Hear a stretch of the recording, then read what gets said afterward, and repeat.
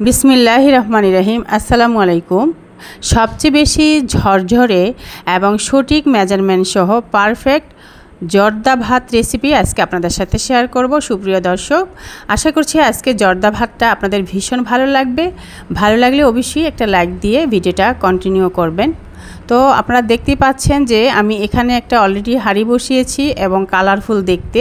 তো আমি এখানে পরিমাণ মতন পানি দিয়েছি আর এখানে হাফ চা চামচ আমি দিয়েছি জর্দার কালারটা, ঠিক আছে।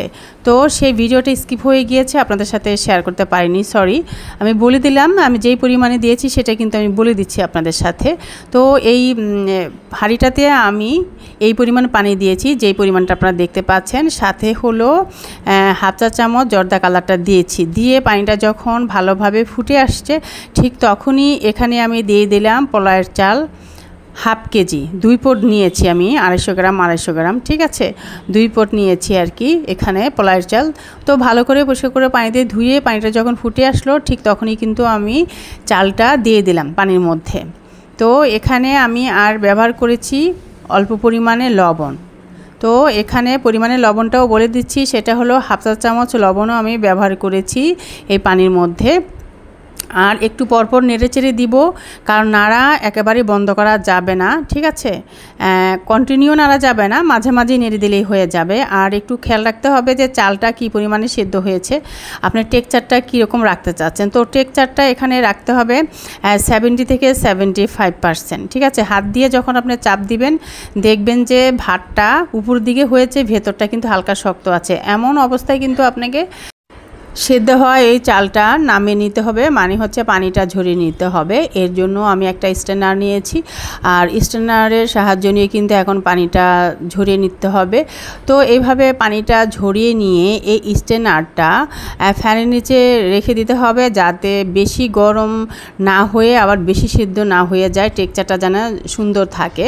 ওকে, তবে সবচেয়ে বেশি ভালো হয় আপনি এই যে পানিটা ঝরালেন না, ঝরানোর পরে যদি আপনি কিছুক্ষণ নর্মাল ফ্রিজে রাখতে পারেন তাহলে কিন্তু আপনার এই চালটা খুবই ঝরঝরা হবে, একদম নরম হয়ে যাওয়ার কোনো চান্স থাকবে না। আর যদি সরাসরি আপনি ফ্যানের নিচে রেখে দেন তাতেও হবে, আমি ফ্যানের নিচে রেখেই দিয়েছি। এরপরে আমি চলে আসছি সরাসরি আরেকটা ফ্রাই প্যান নিয়ে। এখানে আমি চিনি দিয়েছি 2 কাপ, যেহেতু আমি যে চাল দিয়েছি 2 কাপ, এর সম পরিমাণে আমি দিয়ে দিলাম 2 কাপ চিনি। এই টেক্সচারটাই সবচেয়ে বেশি পারফেক্ট হয়, তবে কম বেশি আপনারা আপনাদের টেস্ট অনুযায়ী দিতে পারেন। তো চিনি দিয়ে এখানে আমি দারুচিনি, এলাচ, লবঙ্গ দিয়েছি। দিয়ে এখানে কিন্তু আমি একটুখানি পানিও ব্যবহার করেছি, হাফ কাপের মতো পানিটা দিয়েছি যাতে চিনিটা সুন্দর মতো গলে যায়, সেজন্য এখানে আমি হাফ কাপ পানি ব্যবহার করেছি। এরপরে যখন এই চিনিটা গলে একটু ফুটে আসবে এই সময় দিয়ে দিতে হবে এখানে কমলা বা মালটা রস। আমি আজকে মালটা রস ব্যবহার করছি। এখানে একটা মালটা আমি চিপে রস বের করে দিয়েছি, আর একটা মালটা আমি ছোটো ছোটো করে কেটে দিয়েছি। তো দিয়ে এখন আমি ভালো করে মিশিয়ে নিচ্ছি যাতে এটা গলে যায়। এরপরে আমি যেটা করব, এই যে বাদাম, আগে থেকে বাদামগুলো আমি বেছে সুন্দর করে রেখেছি। তো এখান থেকে আমি 2 টেবিল চামচ পরিমাণ করে বাদাম, কাজু বাদাম, পেস্তা বাদাম এবং কাঠবাদাম দিয়ে দিচ্ছি। আর আরও বাকি অংশ রয়ে গিয়েছে, তো সেগুলো আমি পরবর্তীতে ব্যবহার করব। দিয়ে দিলাম কিশমিশ 2 টেবিল চামচ পরিমাণ। তো দিয়ে আমি আরও কিছুক্ষণ এভাবে নেড়ে নিচ্ছি। তো 2 একবার এভাবেই নেড়ে নিব। এরপরে আমি আরও একটা উপকরণ এখন দিব, সেটা হলো ঘি। তো এখানে আমি 2 টেবিল চামচ ঘি এখন ব্যবহার করছি। এ পর্যায়ে এসে আমি 2 টেবিল চামচ ঘি ব্যবহার করছি। পরবর্তীতে আমি আরও কিছু ঘি ব্যবহার করব, সেটা কখন করব তো ভিডিও সঙ্গেই থাকবেন, সঙ্গে থাকলেই জানতে পারবেন। তো 2 টেবিল চামচ ঘি দিয়ে এখন আমি যেটা করব, আবারও কিছুক্ষণ চুলায় রেখে এভাবে অনবরত নেড়ে যাব। সমস্ত উপকরণগুলি আরও 2 থেকে 3 মিনিট আমি এভাবেই রান্না করে নিব।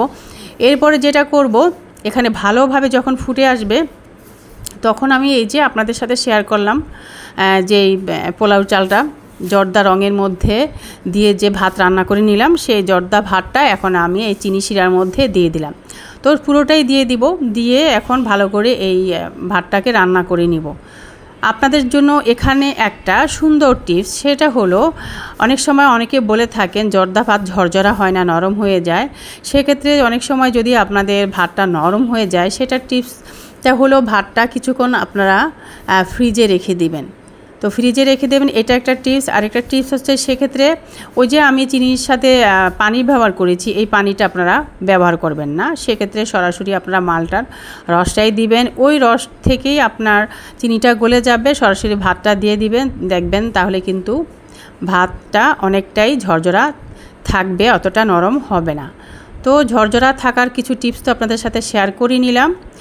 এরপরে যেটা করব, এখানে কিছুক্ষণ কিন্তু আমি এই ভাতটাকে নেড়ে চেড়ে নিচ্ছি, চিনি শিরার সাথে মিশিয়ে নিলাম। এরপরে কিছুক্ষণ এখানে এই জর্দা ভাতটাকে ঢেকে রাখবো ততক্ষণ পর্যন্ত যতক্ষণ না পানিটা শুকিয়ে যাচ্ছে আর সুন্দর একটা টেক্সচার চলে আসছে। তার আগে আমি এখানে 3 টেবিল চামচ আরও ঘি অ্যাড করে দিলাম। লাস্ট পর্যায়ে যদি আপনি একটু ঘি অ্যাড করে দেন তাহলে সুন্দর একটা স্মেল পাওয়া যায়, ঘিয়ের সুন্দর একটা ঘ্রাণ পাওয়া যায়, খুবই ভালো লাগে খেতে। তো আমি এখন ভালোভাবে ঘিটাকে মিশিয়ে নিলাম। তো মিশিয়ে নিয়ে এখন ঢেকে রাখবো 3-4 মিনিট অথবা 5 মিনিট পর্যন্ত, যাতে সমস্ত শিরা পানি সব কিছু শুকিয়ে যায়, শিরাটা ভালো করে ভাতের সাথে মিশিয়ে যায়, একটা ঝরঝরা টেক্সচার চলে আসে, সেই পর্যন্ত আমাকে ঢেকে রেখেই রান্না করে নিতে হবে। তার আগে আমি কিছুক্ষণ এভাবে অনবরত নেড়েচেড়ে নিলাম। এখন আমি ঢেকে রাখছি আর ফিরে আসবো 5 মিনিট পর। তো 5 মিনিট পরে ফিরে আসলাম, ঢাকনাটা আমি এখন উঠিয়ে নিব। আপনাদের সাথে এখন শেয়ার করে নিচ্ছি। মাশাআল্লাহ, দেখতে পাচ্ছেন কতটা ঝরঝরা হয়েছে। হ্যাঁ, এখন আমি সার্ভিসিং ডিশে সার্ভ করে নিব। তো শুরু থেকে শেষ পর্যন্ত যদি আপনারা ভিডিওটা দেখে থাকেন, কোথাও এতটুকু স্কিপ না করে, আপনিও এত সুন্দর করে ঝরঝরে সঠিকভাবে কিন্তু জর্দা ভাত রান্না করে নিতে পারবেন। সুপ্রিয় দর্শক, দেখতে পেয়েছেন আমার জর্দা ভাত একদম রেডি। এখন আমি কিন্তু ডাইনিং টেবিলে নিয়ে এসে সার্ভিসিং ডিশে কিন্তু সার্ভ করে নিচ্ছি। এরপরে আরও একটা বিষয় আমি এখানে করেছি অফ ক্যামেরায়, সেটা আসলে ক্যামেরাতে দেখাতে আমি সময় পাইনি। যাই হোক, আমি বলে দিচ্ছি আর দেখিয়ে দিচ্ছি আপনাদের সাথে শেয়ার করে। সেটা হলো এই যে বাদাম, যে অর্ধেকটা বাদাম আমি রেখেছিলাম সেগুলোকে সামান্য একটু ঘি দিয়ে একটু ভেজে নিয়েছি হালকা করে, যেহেতু এটা আমি ডেকোরেশনের জন্য এখন ব্যবহার করব। তো জর্দার উপরে আমি এখানে সেই বাদামগুলো দিয়ে দিচ্ছি। তো দিয়ে আরও একটা উপকরণ কিন্তু আমি ডেকোরেশন করব, আপনারা সঙ্গেই থাকবেন। জর্দার জন্য এই ডেকোরেশনগুলো অবশ্যই করতে হবে। আপনার পছন্দ মতো বাদাম কিন্তু আপনি এখানে দিতে পারেন, সাথে দিতে পারেন মুরব্বা। তো মুরব্বাটা হাতের কাছে ছিল না বলে আমি দিতে পারিনি, তবে এখানে কাজু বাদাম, পেস্তা বাদাম এবং কাঠবাদামটাই আমি ব্যবহার করেছি ঘিয়ের সাথে হালকা একটু ভেজে নিয়ে। এরপরে আমি এখানে আরও একটা উপকরণ অ্যাড করব, দেখার সৌন্দর্য, খেতেও সৌন্দর্য। সেটা হলো সুইট বেবি। হ্যাঁ, বেবি সুইট। এই যে বেবি সুইটটা আমি নিয়ে আসছি। এখন এটা আমি সুন্দর করে উপরে সার্ভিসিং ডিশে সাজিয়ে নেব, পরিবেশন করে নেব।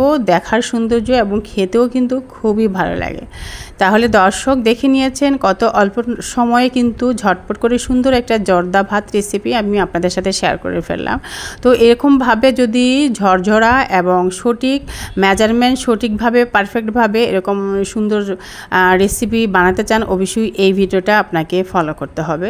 এরকম সুন্দর সুন্দর মজার মজার সহজ সহজ রেসিপি সবার আগে নোটিফিকেশন পেতে অবশ্যই সাবস্ক্রাইবের পাশে থাকা কিন্তু অল বাটনে একটা ক্লিক দিয়ে রাখতে হবে। আর আপনি যদি আপু এবং ভাইয়া যারাই দেখেন না কেন, আজকের ভিডিওটা রিকোয়েস্ট থাকবে সাবস্ক্রাইব করে রেখে দিতে পারেন। সেই সাথে পরবর্তী ভিডিওগুলো পেতে অল বাটনে একটা ক্লিক দিয়ে রাখতে হবে, তাহলে নোটিফিকেশনগুলো আপনার কাছে পৌঁছে যাবে, চাইলে আপনি দেখে নিতে পারবেন। সুপ্রিয় দর্শক, আশা করছি আজকের রেসিপি ভালো লেগেছে এবং পরবর্তী রেসিপি দেখার জন্য অবশ্যই আমার সাথে যুক্ত থাকতে হবে। ততক্ষণ পর্যন্ত আপনারা ভালো থাকবেন, সুস্থ থাকবেন।